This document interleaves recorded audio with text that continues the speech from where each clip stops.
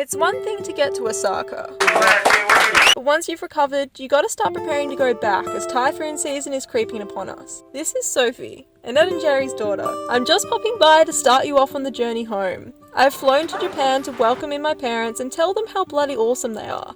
I have stuck my hand up to help take Red Jacket home, though I don't think I've realised how far home was. It all starts in Osaka Bay. We're dodging ship after ship. And once we're out of the bay, I get a taste of the next 2 months, beating into headwinds. I should mention the crew aboard Red Jacket. Dad has now flown home, and it's Captain, Mum, me, and my ex-boyfriend Jack. Our next stop is Chichijima, 600 or so nautical miles from Osaka. We get beaten up trying to make tracks away from Japan, and once the weather has scrunched us up and thrown us away, we are left with no wind. This is Blue Water Tracks, another competitor. On our way, it happens to be Mum's birthday. Happy birthday! We have no wind and we are motoring along our fellow friends. Thank God they're around because they did so much better than me and made Mum a cake. But how did they get the cake to us? Well...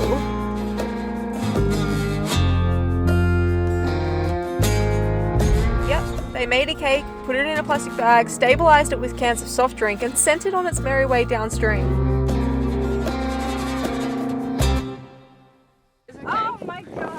Wow. Beautiful. Oh my god. Oh. Thank you! Beautiful! Oh my god, how on earth did you make that?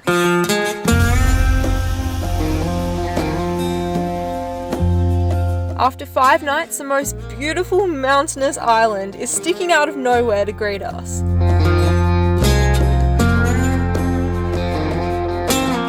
Chichijima is still a Japanese island and it is so bloody cool. I've got my first taste of what it's like rocking up to a new land, having gotten there on our own steam. We spent our time here climbing mountains before setting off for probably the worst part of our trip. Our plan was to go straight from Chichijima to Micronesia. After 7 days of beating into southeast winds, trying to go southeast, we made no ground. We got hit with squall after squall, and I think that was the closest I came to going insane. From Chichijima, we somehow were pointing now towards the Northern Mariana Islands. Yes, the US military base. We need visas for here, but of course it was not our plan to be here, but we needed to stop. We anchored off Pagan Island and didn't go ashore. Even though still on the boat, that stop, I think, saved us all. Sitting here, putting this together, I honestly don't know how Mum gained momentum to push us out of that marina in Osaka, to do the thousands of miles again, now back to Australia, and knowing exactly what was in front of her, especially now with 2 young people thinking they were coming along for a leisurely sail.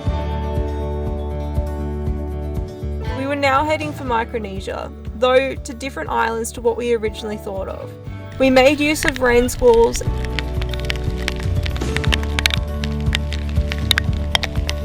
and eventually the very low-lying, uninhabited island of Olimorea presented itself in front of us. To get into this atoll, we have to squeeze through the very unmarked small gap between reef.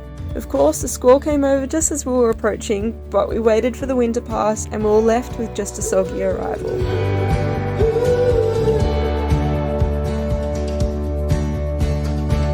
Obviously, we were desperate to go ashore, though upon arrival, we were in complete shock. How could an uninhabited remote atoll be covered in plastic?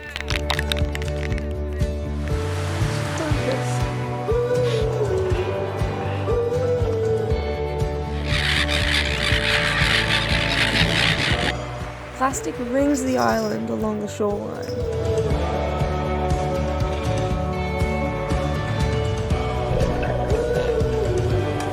By this point, we were well and truly on gas rations, so we did a night's worth of cooking on the fire. We are now in the mood for island hopping, so we made the short journey to the neighbouring island of Alato. The island is populated with about 100 or so people. It is still a really traditional, untouched part of the world. In order for us to stay there, Mum put her nursing abilities to work and helped a lot of people with pre-existing health problems and found out that basically all the adult population had high blood pressure. Jack was put onto boat repairs, fiberglassing their banana boats so they would continue to have a way of transportation. We also gave a lot of our coffee and some dry goods we could spare away. The community of Alato were beyond amazing.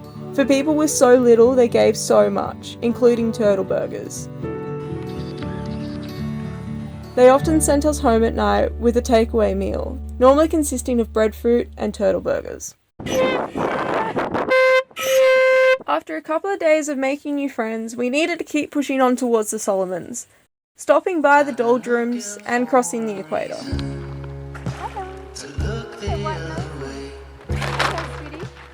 Wow. The heat at this point is unbearable. You can't escape the sun unless you're inside, but inside has got to be the most stuffy hot box there is. It is so hot. So let's wake 'em up.